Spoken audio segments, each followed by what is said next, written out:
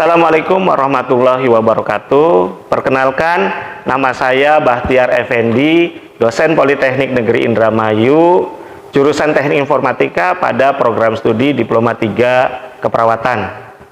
Pada kesempatan ini, izinkan saya menjelaskan tentang salah satu mata kuliah yang saya ampu, yaitu mata kuliah Keperawatan Dasar.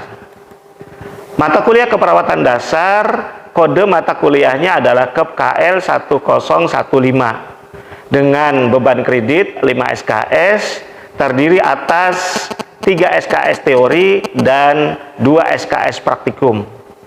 Penempatannya ada di semester 1. Mata kuliah ini merupakan kelompok mata kuliah keperawatan klinik yang harus dipahami oleh mahasiswa D3 keperawatan sebagai bekal dalam pelaksanaan tugas sebagai perawat nantinya. Mata kuliah ini menguraikan tentang konsep kebutuhan dasar manusia, prosedur keperawatan dalam memenuhi kebutuhan dasar manusia, menggunakan, memelihara, dan menyimpan alat kesehatan yang sering digunakan dalam pelaksanaan asuhan keperawatan. Kemampuan yang diharapkan dari capaian pembelajaran mata kuliah ini adalah yang pertama, menguasai konsep teoritis kebutuhan dasar manusia. Yang kedua, mampu memberikan asuhan keperawatan kepada individu, keluarga, dan kelompok baik sehat maupun sakit dan kegawat daruratan dengan memperhatikan aspek bio, psiko, sosial, kultural, dan spiritual yang menjamin keselamatan klien sesuai standar asuhan keperawatan. Yang ketiga, mampu mengelola asuhan keperawatan sesuai kewenangan klinis. Yang keempat, menyelesaikan pekerjaan berlingkup luas dengan menganalisis data serta metode yang sesuai dan dipilih dari berbagai metode yang sudah maupun belum baku dengan menganalisis data. Yang kelima, menunjukkan kinerja dengan mutu dan kuantitas yang terukur. Adapun materi pembelajaran dalam mata kuliah keperawatan dasar ini adalah yang pertama, teori kebutuhan dasar manusia, kedua, teori kebutuhan dasar manusia menurut Maslow, ketiga, faktor-faktor yang mempengaruhi pemenuhan kebutuhan dasar, 4, kebutuhan oksigenasi, 5, kebutuhan cairan dan elektrolit, 6, kebutuhan nutrisi, 7, kebutuhan eliminasi, 8, kebutuhan aktivitas, 9, kebutuhan istirahat dan tidur, 10, kebutuhan keseimbangan suhu tubuh, ke-11, kebutuhan seksual, 12, kebutuhan perawatan diri, 13, kebutuhan rasa aman dan nyaman nyeri, 14, menjelang ajal, 15, kebutuhan memiliki dan dimiliki, 16, kebutuhan harga diri, 17, kebutuhan aktualisasi diri, dan yang 18 adalah prosedur keperawatan dalam memenuhi kebutuhan dasar pasien sesuai standar prosedur operasional. Sistem pembelajaran atau mode perkuliahannya adalah perkuliahan di kelas, perkuliahan di laboratorium keperawatan, perkuliahan daring dengan jumlah pertemuan ada 16 kali pertemuan. Metode pembelajarannya adalah ceramah, tanya jawab, seminar, demonstrasi, redemonstrasi, student center learning atau SCL, small group discussion yaitu SGD, dan problem based learning atau PBL. Untuk penyampaian pembelajaran ini kita laksanakan melalui learning management system yang ada di Polindra, yaitu e-learning.polindra.ac.id. Kemudian ada grup WhatsApp mata kuliah keperawatan dasar, kemudian email, jurnal, Zoom meeting, dan Google Meet, kemudian channel YouTube yang bisa diakses dari video berbagi ini, kemudian buku-buku yang ada di perpustakaan Polindra, juga buku digital yang ada di perpustakaan Polindra dan yang ada di perpustakaan nasional yaitu IPUSNAS. Interaksi yang dilaksanakan antara dosen dengan mahasiswa yaitu interaksi saat perkuliahan di kelas. yaitu dengan kesempatan yang ada di kelas ini, mahasiswa akan menyampaikan permasalahan yang ada, kesulitan yang ada, dan kekurang jelasan dari materi, dari yang dibaca dan yang didiskusikan, sehingga di sana dosen bisa menjelaskan apa yang diinginkan oleh mahasiswa, sehingga mahasiswa dapat menerima penjelasan itu dengan puas. Kemudian selain interaksi di kelas, juga ada interaksi perkuliahan di daring, yaitu melalui Zoom dan Google Meet. Kemudian interaksi selanjutnya adalah interaksi di laboratorium keperawatan, di mana dosen akan mendemonstrasikan tindakan-tindakan keperawatan kepada pasien. Nanti mahasiswa itu melihat, kemudian mahasiswa ini meredemonstrasikan apa yang disampaikan oleh dosen, dan dosen mengamati, melihat tingkah, sikap, dan performan daripada mahasiswa tersebut sehingga sesuai dari tujuan yang diharapkan.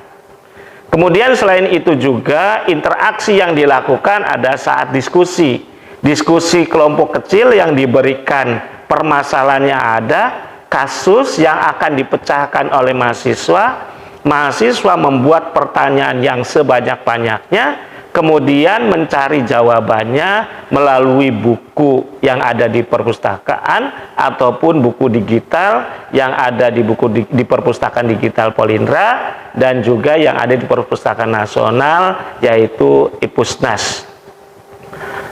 Adapun sistem penilaian teknik dan indikatornya adalah setelah perkuliahan itu selesai, dan pada waktu perkuliahan juga kita melakukan evaluasi dengan ujian tengah semester. Bobotnya adalah 25%. Kemudian ada ujian akhir semester, bobotnya 25%. Kemudian kita juga melakukan kuis yang bobotnya adalah 10%.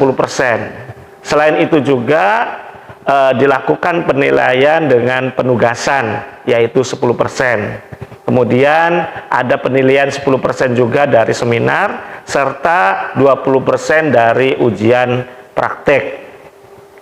Demikian apa yang sudah saya sampaikan tentang mata kuliah keperawatan dasar ini. Terima kasih. Assalamualaikum warahmatullahi wabarakatuh. Assalamualaikum warahmatullahi wabarakatuh. Waalaikumsalam warahmatullahi wabarakatuh. Ketemu lagi dengan saya, Bahtiar Effendi, dengan mata kuliah keperawatan dasar. Bisa kedengaran suara saya nih? Kedengaran, Pak. Kalau kita lanjutkan. Baik, sebelum kita mulai untuk perkuliahan daring ini, terlebih dahulu kita sama-sama berdoa. Berdoa mulai.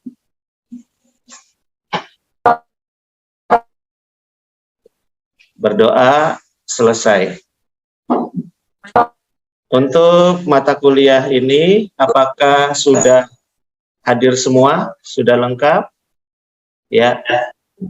Sudah ya, ini lengkap. Sudah, Pak. Ya, ada semuanya. Saya lihat jumlahnya ada 28.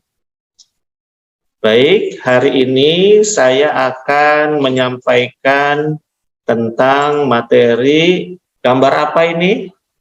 Manusia. Betul, bagus sekali. Ini adalah gambar siluet dari manusia. Ya. Kemudian manusia itu ada berbagai strukturnya. Saudara bisa lihat gambarnya, ini adalah secara anatomis manusia terdiri dari berbagai organ-organ yang ada, seperti yang ditujukan pada gambar anatomi manusia. Kemudian manusia juga ada yang tampak rapi, cantik. Ya, kira-kira apa kebutuhan manusianya? Makan. Minum oksigen. Ya, bagus. Kebutuhan manusia adalah minum, kemudian oksigen, dan juga ada makan serta banyak yang lainnya. Sehingga kita hari ini akan membahas tentang konsep kebutuhan dasar manusia. Adapun tujuan pembelajaran pada hari ini adalah setelah pembelajaran diharapkan mahasiswa dapat menguasai konsep manusia dengan benar, menjawab soal tanpa melihat catatan.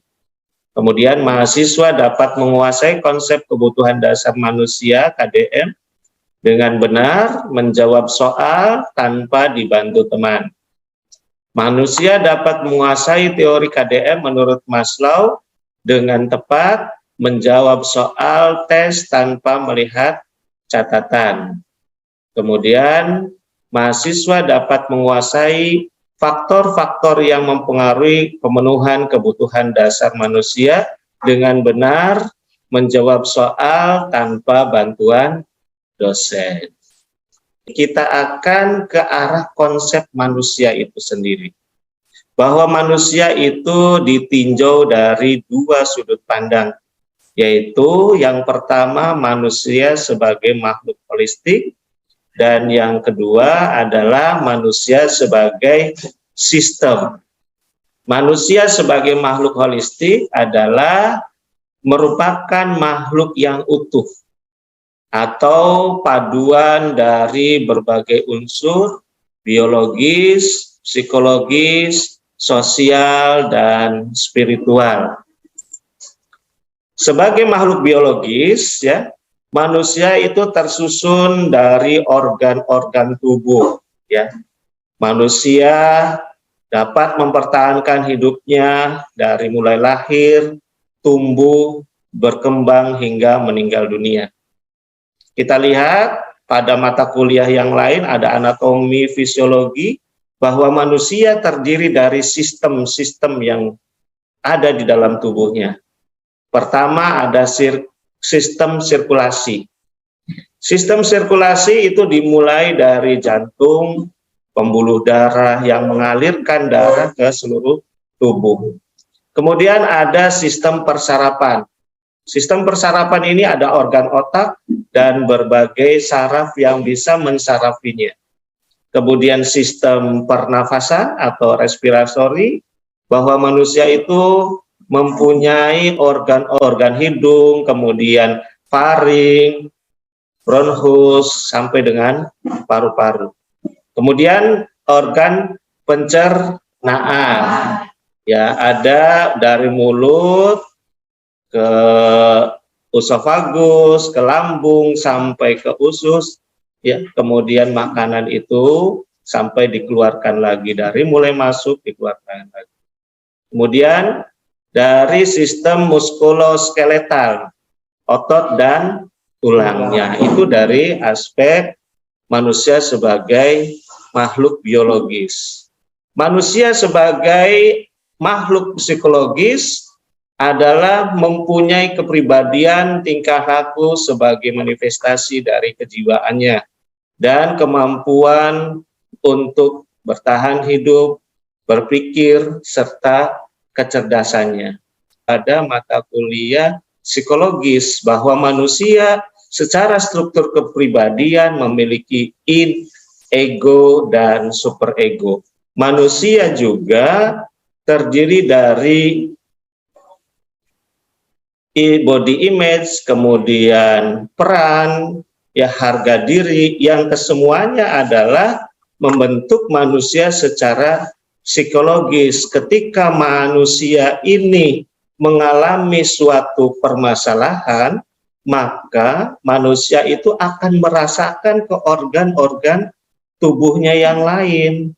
Misalnya dia mau ujian, Nah, dengan ada stresor ujian, ada yang pengen BAB, ke belakang lagi, ke belakang. Jadi ada keterkaitan antara psikologis dengan sistem yang ada di dalam tubuhnya. Kemudian manusia sebagai makhluk sosial, yaitu manusia perlu hidup bersama dengan orang lain, saling bekerja sama untuk memenuhi kebutuhan dan tuntutan hidup, mudah dipengaruhi kebudayaan, serta dituntut untuk tingkah laku sesuai dengan harapan dan normal yang ada. Manusia sebagai makhluk spiritual, yaitu manusia itu terbagi dari dua ya. Spiritual dalam arti adalah mempunyai semangat untuk hidup, dan spiritual dalam arti mendekatkan diri kepada penciptanya. Jadi manusia itu punya keyakinan yang dianutnya, punya kekuatan yang lebih besar dibanding dirinya. Itu manusia sebagai makhluk holistik. Yang kedua, manusia sebagai sistem, terdiri atas sistem adaptif, personal, interpersonal, dan sosial. Apa yang dimaksud dengan adaptif? Yang dimaksud dengan adaptif bahwa proses perubahan individu itu merupakan respon terhadap perubahan lingkungan yang dapat mempengaruhi integritas atau keutuhannya. Misalnya, suhunya dingin, kemudian yang bersangkutan selimutan. Kemudian kalau suhunya panas, maka manusia itu adalah akan membuka pintu dan jendela, memakai baju yang tipis. Kemudian sebagai sistem personal, manusia memiliki proses persepsi dan bertumbuh kembang. Bahwa manusia itu memiliki pemikiran, sama dengan yang secara holistik. Pemikiran yaitu ada psikologisnya. Kata-kata harus sopan, harus santun, supaya tidak mengakibatkan manusia itu tersinggung. Apalagi sebagai seorang perawat, bahwa manusia itu yang kita hadapi sebagai subjeknya itu berbagai macam karakter. Justru kita harus mengetahui dari manusia itu sendiri. Kemudian sebagai sistem interpersonal, manusia dapat berinteraksi, berperan, dan berkomunikasi terhadap orang lain. Sebagai sistem sosial, memiliki kekuatan, kewenangan dalam pengambilan keputusan lingkungannya, keluarga dan masyarakat maupun lingkungan. Ini juga sama, bahwa manusia itu bisa mengambil keputusan untuk keluarganya ketika terjadi kegawat daruratan, di masyarakat terjadi permasalahan, di lingkungan yang kira-kira tidak sesuai, maka manusia akan menyesuaikannya. Yang kedua, mengenai kebutuhan dasar manusia. Menurut Porter Perry, ya, menyatakan bahwa setiap manusia memiliki kebutuhan dasar, yaitu ada kebutuhan fisiologis, kebutuhan keamanan, cinta, harga diri, dan aktualisasi diri. Jadi, secara umum, manusia itu memiliki kebutuhan dasar yang sifatnya berbeda-beda. Tapi setiap orang pada dasarnya memiliki kebutuhan yang sama. Akan tetapi karena budaya, maka kebutuhan tersebut bisa berbeda. Dalam pemenuhan kebutuhan, manusia akan menyesuaikan diri dengan prioritas yang ada. Sesuai dengan yang disampaikan oleh Maslow dengan piramida kebutuhannya, bahwa kebutuhan dasar manusia Maslow itu dimulai dari fisiologis, yaitu makan, minum, tidur, berpakaian. Selanjutnya ke atas, rasa aman, keamanan, keteraturan, stabilitas, sosial, ada afeksi, relasi, keluarga, juga ada penghargaan, yaitu pencapaian status tanggung jawab, dan yang paling puncak adalah kebutuhan aktualisasi diri, yaitu mengembangkan diri, pemenuhan ideologi, dan lain-lain. Selain Maslow, ahli yang lain adalah Virginia Henderson, yaitu membagi kebutuhan dasar manusia menjadi bukan 5, tapi Henderson ada 14. Yang pertama adalah bernafas normal, kedua makan minum adekuat, ketiga kebutuhan eliminasi, bergerak dan mempertahankan postur, kebutuhan tidur dan istirahat, kebutuhan berpakaian, kebutuhan mempertahankan suhu, kebersihan diri, menghindari bahaya, berkomunikasi dengan orang lain, mempercayai keimanan dan ketuhanan, kebutuhan pekerjaan dan penghargaan, kebutuhan hiburan dan rekreasi, serta kebutuhan belajar memanfaatkan fasilitas kesehatan. Intinya adalah sama ya antara Henderson dan Maslow. Dan yang ketiga, ahli selanjutnya adalah menurut John Watson, membagi kebutuhan dasar manusia ke dalam 2 peringkat utama, yaitu kebutuhan yang tingkatnya lebih rendah dan kebutuhan yang tingkatnya lebih tinggi, ya. Jadi di dalam pemenuhan kebutuhan dasar ini nanti manusia akan dipengaruhi oleh faktor-faktor. Faktor-faktor tersebut adalah faktor penyakit, kemudian hubungan dengan keluarga, kemudian ada konsep diri dan tahap perkembangan. Demikian materi yang saya sampaikan. Barangkali ada hal-hal yang perlu ditanyakan, silahkan. Mahasiswa dari materi yang sudah disampaikan, ada pertanyaan? Saya Pak, Ya, silahkan. dalam 14 komponen kebutuhan dasar menurut Virginia Henderson kan ada makan, minum, adekuat. Maksudnya gimana tuh Pak? Ya, bagus sekali pertanyaannya dari saudara Alit. Barangkali ada yang bisa bantu jawab. Silahkan. Barangkali ada yang punya pendapat dari yang disampaikan. Saya coba bantu jawab ya Pak. Ya, silakan. Bagus, Rehan. Jadi kata adekuat itu sendiri adalah tidak memenuhi syarat. Jadi makan dan minumnya itu harus terpenuhi dengan baik, seperti kebutuhan kalorinya, cairan perharinya. Jadi menurut Virginia Henderson, makan dan minum yang adekuat adalah makan dan minum yang memenuhi segala kebutuhan makan dan minumnya. Ya, bagus. Masih ada lagi pertanyaan lain? Pak Adit mau nanya Pak. Ya, silakan. Jadi di situ kan disebutkan kalau manusia itu adalah holistik ya. Ya. Dalam holistik kan ada biologis, kemudian psikologis. Nah, yang ditanyakan tuh Pak, kalau misalkan manusia itu tidak terpenuhi gitu, entah itu biologisnya, entah itu psikologisnya, itu tuh bisa disebutkan manusia secara holistik nggak Pak? Ya, bagus sekali pertanyaannya. Ada yang bisa bantu saya menjawab? Ya, silakan. Bapak mau izin jawab. Ya, silakan. Manusia sebagai makhluk holistik mengandung pengertian manusia makhluk yang terdiri dari unsur biologis, psikologis, sosial, dan spiritual, atau sering juga disebut sebagai makhluk biopsikososial spiritual, di mana keempat unsur ini tidak dapat terpisahkan, Dit. Jadi gangguan terhadap salah satu aspek merupakan ancaman terhadap aspek atau unsur yang lain. Jadi saling ketergantungan gitu, Dit.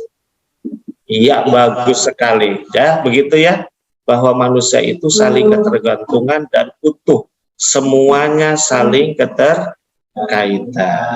Apakah mahasiswa sudah jelas atau tidak? Saya akan evaluasi dengan pertanyaan. Sudah siap? Ya. Siap Pak. Siap. Kita share pertanyaannya. Sekarang nomor 1. Ya. Silakan. 1. Yuk. Siapa yang mau jawab? Nomor 1 jawabannya A, bukan Pak. Ya, bagus sekali. Ya, jawabannya adalah A. Nomor 2. Silakan gantian.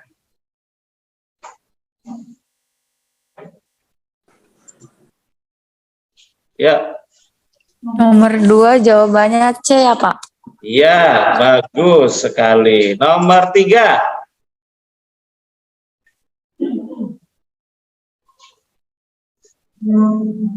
Nomor 3, silakan. Nomor 3 jawabannya B, Pak. B. Ya, bagus sekali. Ya, itu adalah terima kasih ya mahasiswa sudah mendapatkan materi dari yang sudah saya sampaikan. Mudah-mudahan materi yang saya sampaikan ini bisa menjadikan pemicu dari saudara untuk menggali lagi daripada materi kita, yaitu pertama, manusia ditinjau dari 2 sudut, bahwa manusia itu terdiri dari makhluk holistik, bio, psikososial, spiritual, dan sebagai sistem interpersonal, personal, adaptif ya. Kemudian yang kedua adalah manusia mempunyai kebutuhan dasar untuk melangsungkan hidupnya, baik menurut para ahli diantaranya Maslow, Virginia Henderson, dan Jet Wasser. Kemudian manusia juga kebutuhan dasar manusianya dipengaruhi oleh faktor penyakit, hubungan keluarga, konsep diri, dan tahap perkembangan. Nah, untuk pendalaman materi, saya akan sampaikan tugas dibentuk kelompok kecil ya. Kelompok kecil dan saudara mengamati, mendiskusikan dengan kelompok tentang manusia di sekitar saudara ya. Dari materi yang sudah ada, saudara kaitkan manusia tersebut, kemudian buat pertanyaan yang sebanyak-banyaknya, sehingga apa yang perlu saudara ketahui dibuat pertanyaannya, kemudian setelah dibuat pertanyaannya dicari di perpustakaan atau di buku digital, bisa di buku digital Polindra, bisa di buku Ipusnas, atau langsung lihat di buku atau di internet ya. Ada jurnal yang ada ya, jurnal-jurnalnya. Jadi saudara bisa lihat di jurnal nasional ataupun internasional, tapi jangan yang di blogspot ya, jangan di blogspot tapi di jurnal. Kemudian yang kedua, membandingkan dan mendiskusikan dengan kelompok antara kebutuhan dasar manusia yang ada dirasakan oleh manusia itu di sekeliling saudara dan dicari di bukunya.